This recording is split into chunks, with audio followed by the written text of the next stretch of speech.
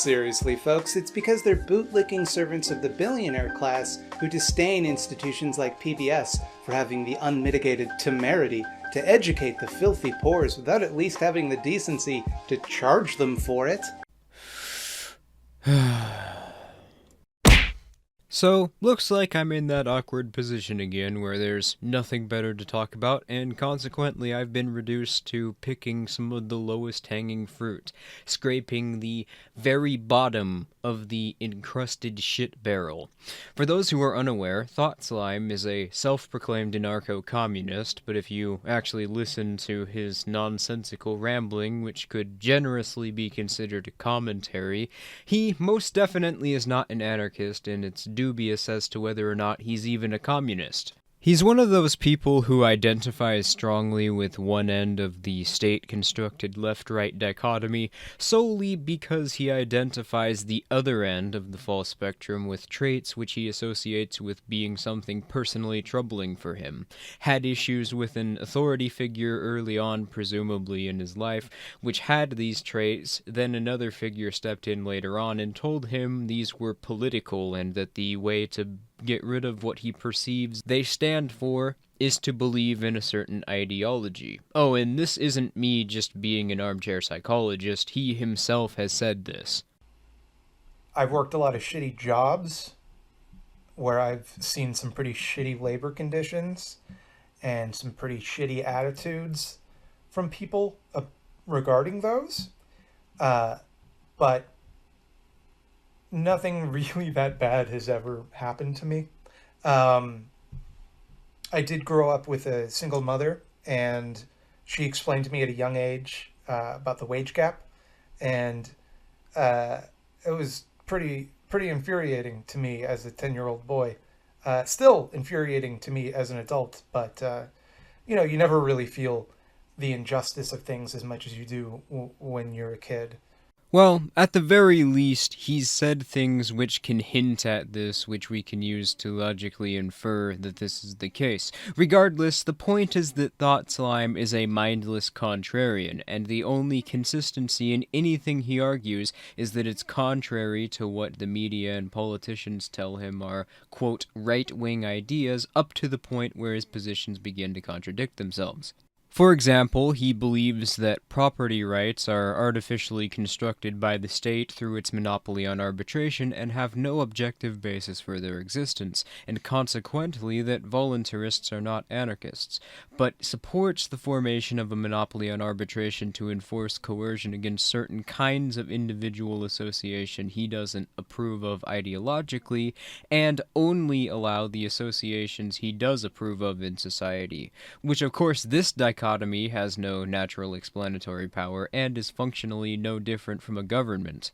How he claims to have a so-called non-binary gender but identifies as a male, or how he believes that forced confiscation of private property is justified based on an appeal to class identitarianism, then argues that it's because everyone is the same and there are no class distinctions. Or, right here, how in his video about how supposedly the right, being anyone who disagrees with him, is attacking individuality, he starts off his video defending PBS and government education, when it's a well-documented fact that government education is based on the Prussian model of teaching, a system which is developed specifically with the intention of destroying one's ability to critically think and individuality in order to make them less skeptical of authority and obedient to the state. PBS, being a state-funded media outlet, is run by the CIA under Operation Mockingbird, and the former director of the CIA, William Casey, who was at one point in charge of running Operation Mockingbird, which controlled all mainstream media in the United States, once stated, quote, "We'll know our disinformation program is complete when everything the American public believes is false," end quote. So on top of the fact that both of the things he's attempting to defend here are inherently designed to make people ignorant by destroying their ability to think, constructing false paradigms for them to operate within to try and ensure that they will never be able to think, and to make people blindly obedient to authority, they all require the forceful confiscation of the individual's own property to fund the product of their own agency and human actions, an extension of their individuality. I could go on, but the bottom line here is that Thought Slime is a complete charlatan whose arguments always consist of two things. Know You, where he attempts to project the flaws with his own beliefs onto his opponents. It's painfully obvious when he's doing this because he'll always attempt to redefine words or make false equivalences which don't even make sense when you're high enough on pure ideology to be a Marxist, in a ham-fisted attempt to equate two entirely different things.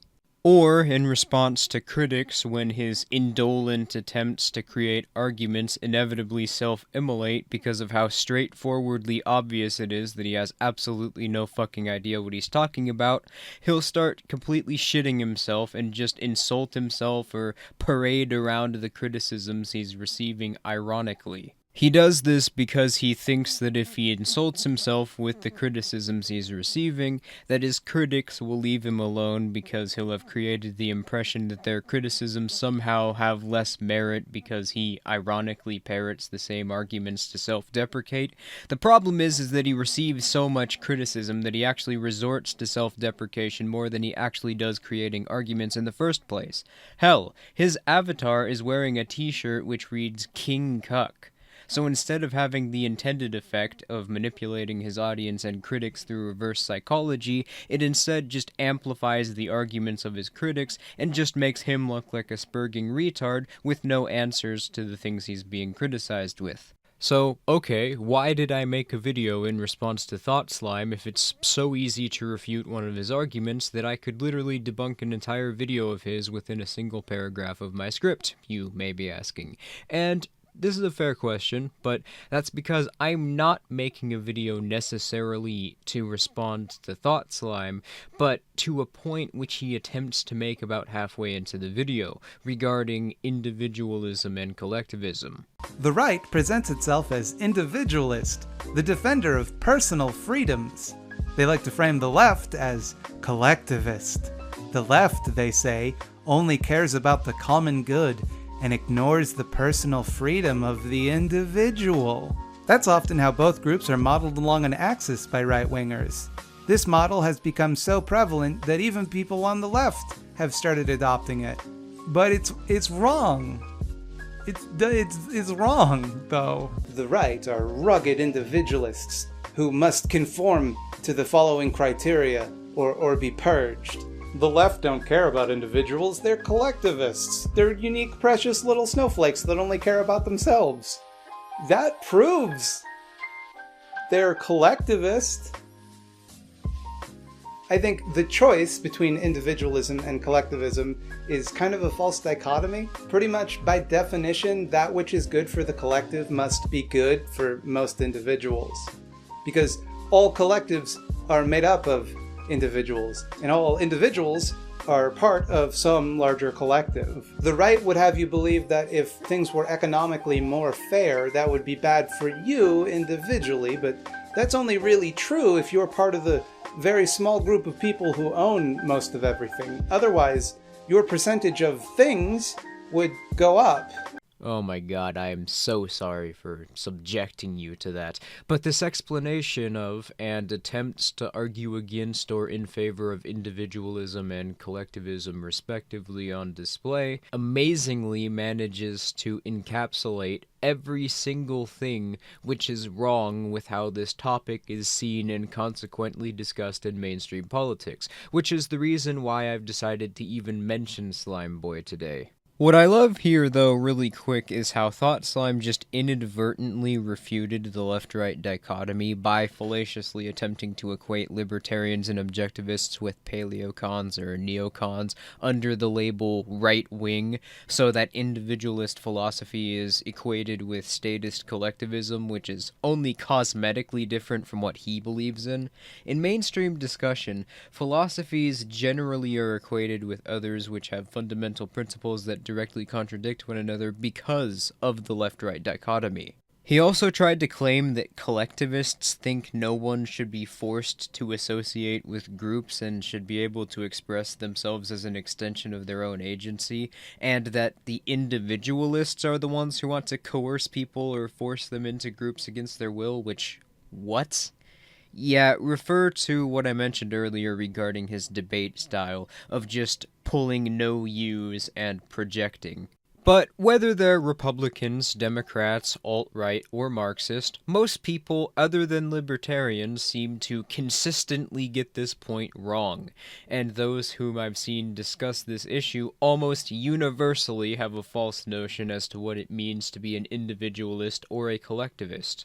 And Thought Slime expresses the most common understanding of these two philosophies, that individualism is the notion of freedom being the individual atomizing themselves, and collectivism being about people associating within groups and working together. Sometimes this varies slightly, like Sargon of Akkad, for example, who claims to be an individualist and believes that government programs, such as the NHS, are individualist because they, quote, benefit the individual, basically just flipping Thought Slime's conclusion on its head. But no, both of these are complete misunderstandings or misrepresentations of the ideas in question. So, a collectivist is someone who argues that rights can only apply to certain groups within society because individuals need to form associations in order for society to function, and that individual rights consequently don't carry the necessary explanatory power to justify themselves, as according to the collectivist, the individual's rights are exclusionary to the fulfillment of the group's interests, and therefore oppress the group and society as a whole. And an individualist is someone who argues that rights can only apply to individuals because the existence of agency can be objectively demonstrated and necessarily implies self-ownership, the conclusion of which being that individuals rightfully own the product of their own actions.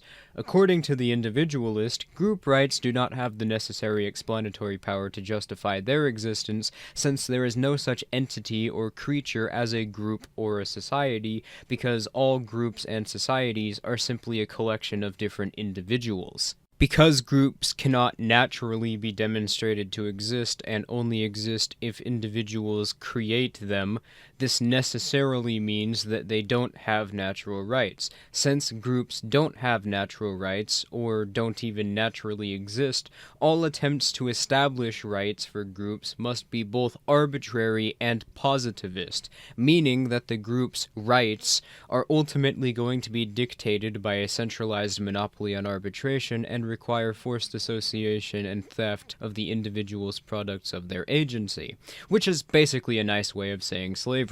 For the most part, I think that these false interpretations of the two belief systems is mostly due to just innocent misunderstanding, because on top of the mainstream political discussion in the media generally lacking nuance and being deliberately structured around sound bites and rhetoric, these core principles are identified as individualism and collectivism. Since individual and collective are the active function of these words, and those words themselves are pretty vague without proper context, it's easy to see why people would associate collectivism with just any sort of group associations and individualism with atomization. But yes, there are collectivist sophists like Thought Slime who will deliberately attempt to spread false information and poison the well in order to try and make their belief system seem more reasonable, and to strawman individualism to make it seem less so. And the reason that the media parrots this same collectivist jargon is undoubtedly for the exact same reason, such as the social contract, or using class identity politics as a justification for stealing more privately produced resources. So, no, being an individualist does not mean that you want to live as a hermit in the middle of the woods, and being a collectivist is not simply associating with people in groups. As for how both of these positions stand up to scrutiny, well, I think I've already sufficiently demonstrated the absurdity and unethical nature of the collectivists' principles. But the problem with collectivism from a pragmatic point of view is that, as noted earlier, it assumes that society and groups have a singular interest, as if society is a singular entity you can point to which has one sole function, and can demonstrate the needs and interests of. The problem is that each individual has their own interests shaped by their own human actions and preferences. TLDR, there is no such thing as social utility, because utility only exists as a result of the individual's marginal preferences. Therefore, individual human actions will always exist that undermine the central planners, and central planning of the economy will necessarily always fail because there's simply no way to properly allocate resources without market signals. Even without full central planning, state intervention only creates artificial scarcity and makes society less stable. I could go more into detail, but that itself is an entire video's worth of subject matter, so I'll just provide links in the description to resources on the economics of collectivism. But as a result, collectivist societies must be as authoritarian as possible, and even then they're incredibly unsustainable and living conditions will be incredibly harsh. None of these problems, though, are characteristic of individualist anarchies. Most of the problems with collectivism stem from what it inherently seeks to do in the first place, which is attempting to differentiate the individual from society which they exist in from an ethical standpoint, where only society as a group has rights, and to disregard the individual entirely. The concept of group rights itself creates a performative contradiction. Groups are only a collection of individuals created as a result of those individuals' human action and agency. So how can something which consists only of individuals with individual rights be different from individuals and operate based on a separate ethical structure than what could be demonstrated as a result of those individuals' agency? And consequently, since the fundamental premise of collectivism is flawed, everything which stems from it will be flawed. Anyway, that's all for today's video. If you liked it, please comment, rate, and subscribe, and I will see you all next time.